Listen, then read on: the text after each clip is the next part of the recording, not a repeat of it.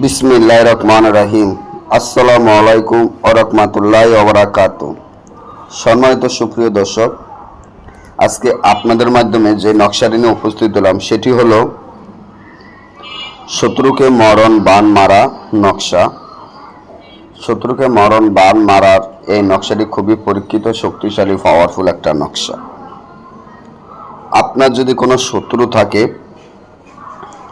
শত্রুকে মরণ বাণ মারার ইচ্ছা হয় যে আপনি আপনার শত্রুকে মরণ বাণ মারবেন, কোনো উপায় খুঁজে না পান, খুব হতাশা বা টেনশনে পড়ে যান কিভাবে কি করলে আপনার শত্রুকে মরণ বাণ মারতে পারবেন। শত্রু খুব ভয়ঙ্কর, খুব খারাপ একটা লোক।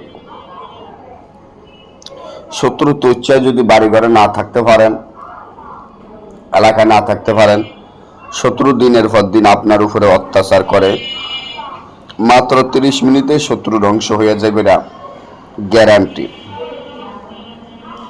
আমি মনে করি যাবৎ পর্যন্ত আপনাদের ছোট ভাই সুমন কবিরাজ আপনাদের পাশে আছে, তাবৎ পর্যন্ত আপনারা কোনো টেনশন বা চিন্তা ভাবনা কিছুই করার কোনো প্রয়োজন বা দরকার নাই। জীবনের শিক্ষা দিয়ে আপনি আপনার শত্রুকে ছেড়ে দিবেন। যে আপনার সাথে এত বড় একটা প্রতারণা, এত বড় একটা বেয়াদবি করছে, অনেক জায়গায় অনেক মানুষের কাছেও গিয়েছেন, কিন্তু কোনো রকমে কোনো কাজ সফলতা করতে পারেন নাই। আজকে আমি যে নকশা দিয়ে দিলাম, এই নকশার মাধ্যমে আমি আশা করি আপনার শত্রু মরণ হবে। কারণ এটা কোনো সাধারণ নকশা নয়, এটা গ্যারান্টি করা একটা নকশা। যেভাবে আমি নিয়ম কারণগুলো আপনাদেরকে বলে দিব, ঠিক সে নিয়মে যদি কাজ করেন তাহলে 100% শিওর আপনার শত্রু মরণ হবে। তো এই নকশাটি আপনারা কিভাবে কি করবেন, এই নকশাটি একটা পুতুল তৈরি করবেন, একটা পুতুল তৈরি করবেন মোম ধারায়। পুতুল তৈরি করে 101টা সুই নিয়ে ইয়া কাহিরু বলে শত্রুর নাম নিয়ে পুতুলের ছলনা গায়ে মেরে দিবেন।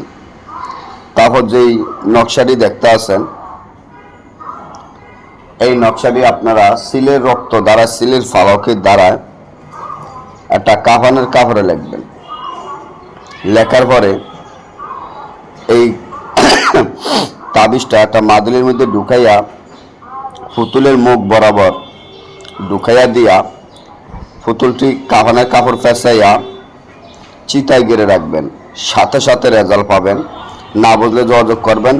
ভালো থাকবেন। আল্লাহ হাফেজ।